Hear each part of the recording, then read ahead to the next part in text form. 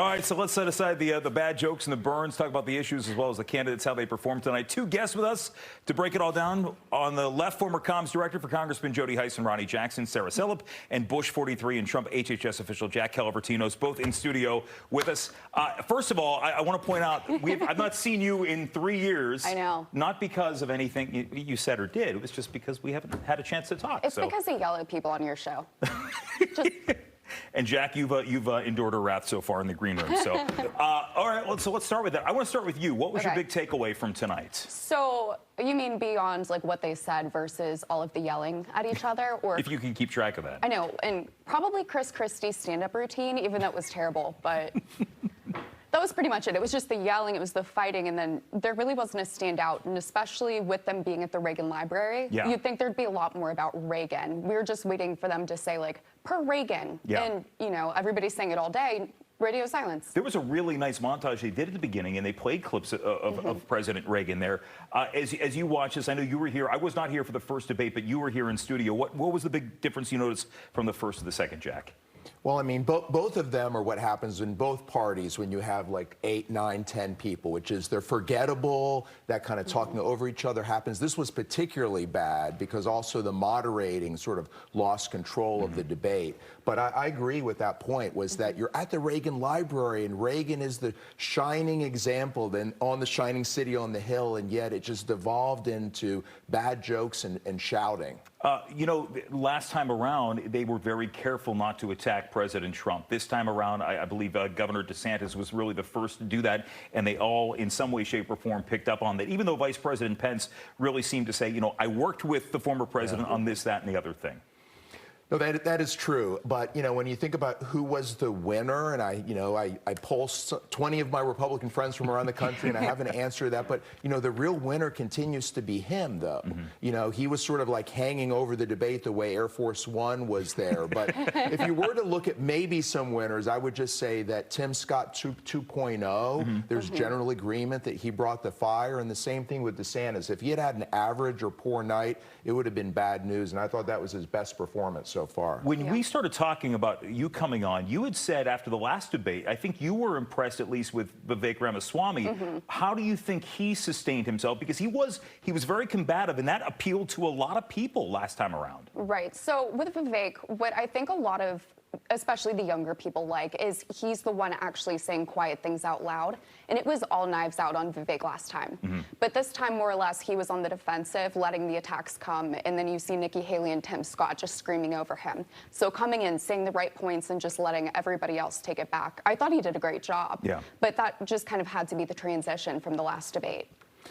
Yeah, I agree with that. With him, I mean, I think about something that Karl Rove said earlier today, which is who is going to come away, who's going to speak as though you're going to say, that's the commander-in-chief. There's someone who's saying 2 or 3 things that I'm going to remember, and they seem like commander-in-chief. And as much as Vivek Ramaswamy really does connect with a lot of Republicans, you know, whether they're 20-somethings or 50-somethings, he just comes across as just too angry, too talking over everyone, and I'm not sure he really helped himself tonight with the way he was speaking in terms of his style.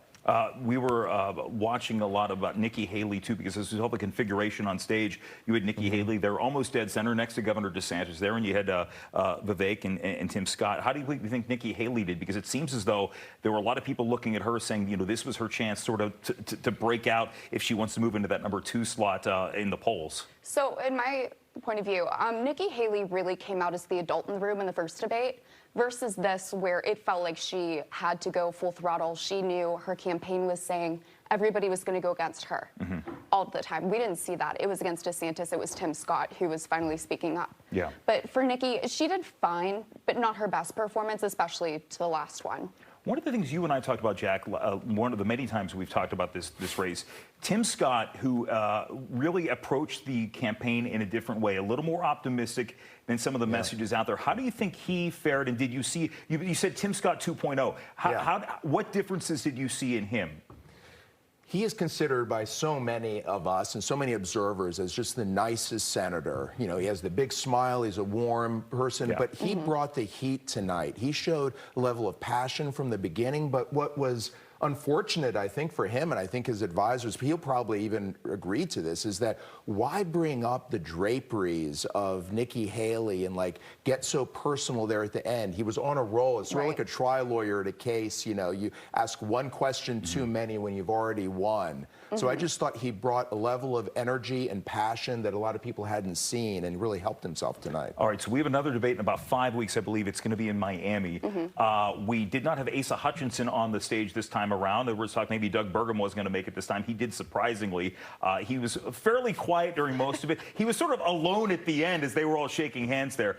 What do you see on the stage? And, I mean, I'm sure we're not going to see Donald Trump on the stage because he doesn't need to be. When you're up 40 points in the polls, and the last debate really didn't budge the numbers, didn't ding him as much as I think DeSantis wanted to see that happen. Well, let's be honest here. Miami's a little closer to his house, so maybe he'll just show up there a second. But it just depends who they're actually going to vote off the island this time.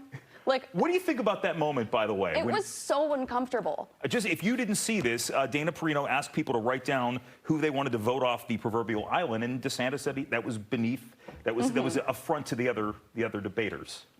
And I thought that was one of, again, DeSantis' best moments because he just sort of happened to be the first one to get that, and he rose above it. And I'm just shocked that Dana Perino, who is so great on every level, and she's probably regretting, you know, asking that because he handled it well, and then he went right into a great answer. So he was able to finish strong, whereas Tim Scott, unfortunately for him, did not. All right, just one question for both of you, then we got to go. Winner and loser tonight. Sarah? Winner, Doug Burgum's eyebrows. I mean, have you seen them? Yes, I have. They look like they cut glass. Loser. Oh, Donald Trump. Okay.